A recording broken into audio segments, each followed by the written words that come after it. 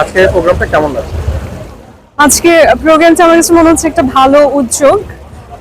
অনেক new talents, new faces দেখতে পাচ্ছি। সো ওদেরকে আসলে একটা সুন্দর প্ল্যাটফর্ম দিয়েছে মার্ভেল ভিউ, ওটা আমি অনেক অ্যাপ্রিশিয়েট করি। আপনার এই প্রফেশনটা আপনার কাছে কেমন লাগে? আপনি অ্যাজ এন আমি বুঝিনি কোয়েশ্চেন। আপনার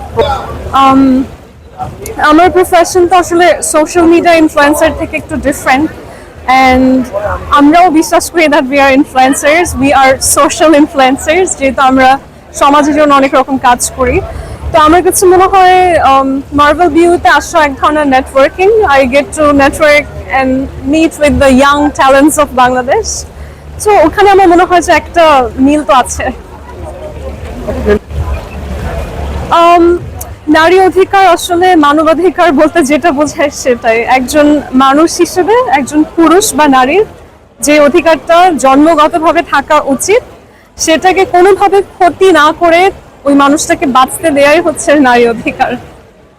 আপনি কিভাবে